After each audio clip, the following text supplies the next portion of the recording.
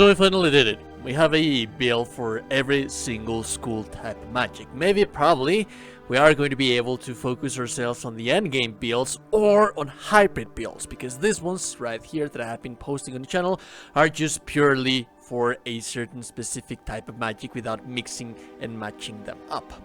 That being said, I'm a little thorn on this build that I have for you right here. We're speaking about chaos magic. So what is it that chaos magic build is going to do? It's going to deal damage. It's going to deal a filthy and tremendous amounts of damage. What is it that I don't like that much about it? It doesn't have that much sustainability. So in reality, let me break this down for you. This build, what it is going to do is that it's going to kill things fast. Really fast. As a matter of fact, take a look at this V-Blood on the Rift Incursions that I'm fighting right here. It just melts down the health of the enemies. It kills them, it deletes them, it lasers them. However, when it comes to sustainability, when it comes to large AoE situational like kind of damage, or when it comes to V-Bloods that actually have a little bit more of a higher health pool and they are summoning things, it struggles because you're a glass cannon as well. You don't have sustainability, you don't have CC, you don't have that much to defend yourself. All you have to do, all you have in here, it's just damage. And I don't think that that conveys a good relationship between what the game has right here when it comes to damage and the overall gameplay loop. Sometimes, especially if you reach the end game, fighting against things like Victor, for example, it's going to be very difficult because you have to have sustainability, some kind of sustainability.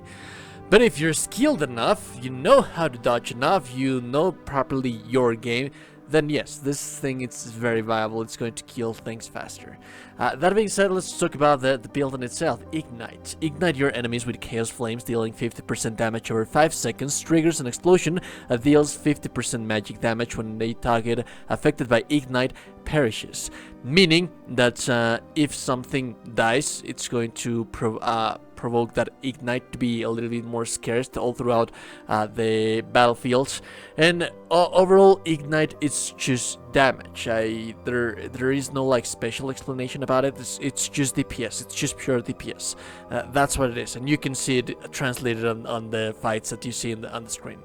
That being said, the skills that I chose to use are Chaos Volley, which then again are going to deal 15% damage and also going to inflict Ignite, which then again translates into damage.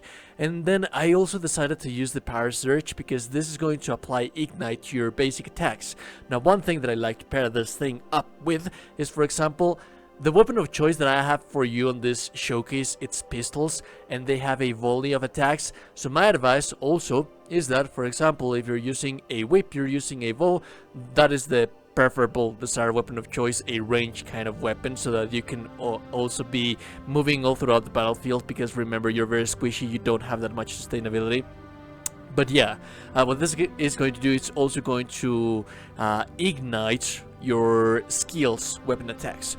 So if you add, for example, the Power Surge to a AoE weapon attack, it's going to deal Ignite all throughout the battlefield, and that to some extent alleviates the necessity of you not having that much AoE, so that you can have a little bit more control of the battlefield.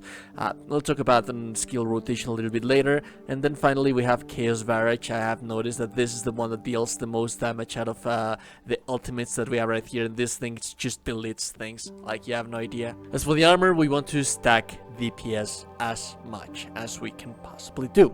So for example, on mid-game, we're going to have the Dusk Watch armor sets, which is going to increase your movement speed, very much needed for a ranged character such as ourselves, but it's also going to, each piece of this armor set is going to give us 3% critical strike chance. That is going to be translated into 12% native critical strike chance, which we're going to be pairing up with our V-Blood as well, with our blood type as well, and then it's going to increase the physical critical strike power by 15%, so that's actually kind of nice.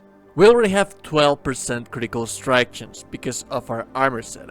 With our blood pool, if you're able to get a nice blood quality for a rogue, for example, that is going to be 22 to 32% basic native critical strike chance. It's also going to pair it up with your movement speed, which then again, very much needed. We are a ranger, we need to be moving all throughout the battlefield, especially if you don't have that much sustainability with this build, which we have already established. So 15% movement speed, or 8 to 15% movement speed, you pair it up with your basic movement speed that is going to be coming from your armor set, that is going to be translated into 16 or 23 movement speed, 23% movement speed.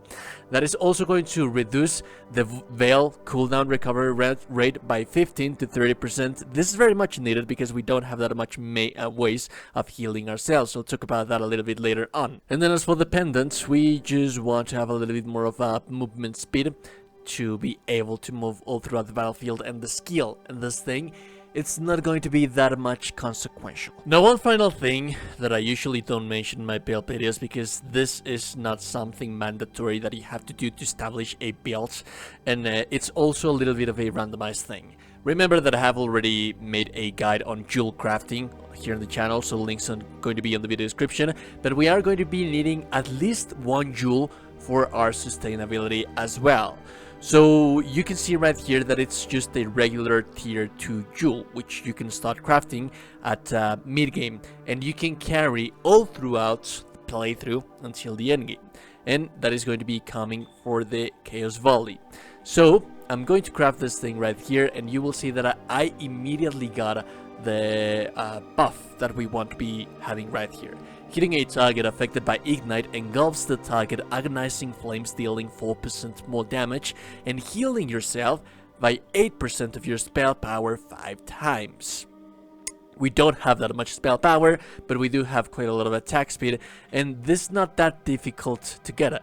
As a matter of fact, let me chance it a little bit more, because this is a very common thing. We might actually not get it right here. No, we didn't get it right here, so let's try one more, like let's try 2 for example, to see if we can get it. Iron and regular amethyst are really not that difficult to get. We weren't able to get it that time, so let me get rid of these things right here so that we can keep chancing a little bit right here, so that you can see that you can get it fairly easily. So as you can see right there, we were able to get it fairly easily. The second skill, it's not going to be consequential, it's just that one that we really want to have in our build. And as a matter of fact, this one has a little bit more of a better numbers than the one that we had right there. So the weapon that I'm using for this specific build, it's pistols. But then again, remember that you can be using bows, you can be using crossbows, you can be using whips, whichever one ranged weapon. Remember, it's very important that you pair this up with a ranged weapon. That is what you are going to be needing.